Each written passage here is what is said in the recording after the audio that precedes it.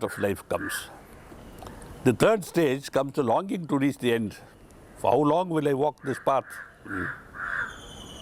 So you see, from fear of the journey, because of its difficulties, the dangers on the path, etc., the temptations, the sort of confidence we achieve through our experiences, internal experiences, which make it possible for us to brave the external world, to this depth of longing which says, I must be home soon. It is like the impatience of a traveler, you know. When you leave Madras Central to go to Delhi, you are happy. You are talking with others, making friends, exchanging food, you know. By the time you are in Nellore, you have exhausted those resources, you lie down with a novel. Then sleep overtakes you, one night is gone, next morning you are there at Ramagundam and you say, one night gone. Then you remember there's yet a whole day and a whole night in front of you. And you know, get out on the platform, walk a bit, buy another novel, cajole yourself into some sort of ability to be where you are in a happy way. But towards the end of the day, it flags. Fortunately, sleep comes to your aid. Third morning, you are almost there, and the train is stopped at, shall we say, crossing. And 5 minutes, 10 minutes, 15 minutes, you get more and more impatient. You feel like getting out and walking. Then you realize from where you are to Nizamuddin is still 8 kilometers. And surely that's going to take you about 128 minutes. Then you reconcile yourself, saying in 128 minutes, even if this moves, I'll still be there before I'll get there on my feet.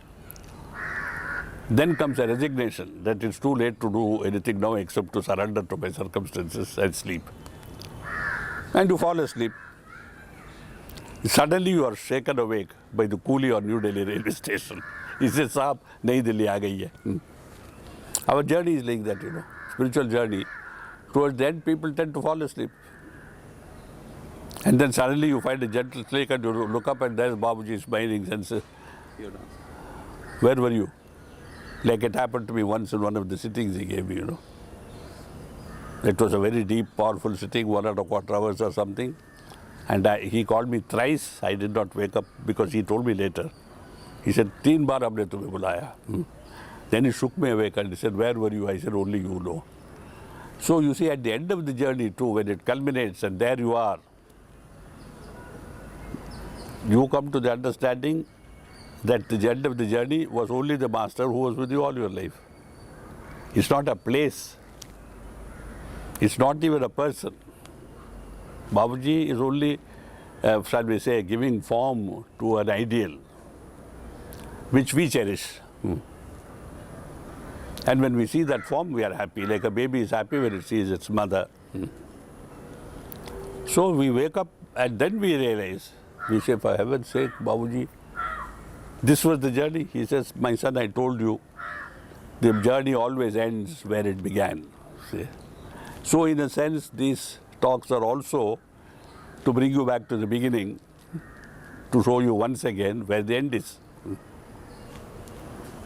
I think that's about it. Yeah. It was very nice. Very nice. I think this is enough for now.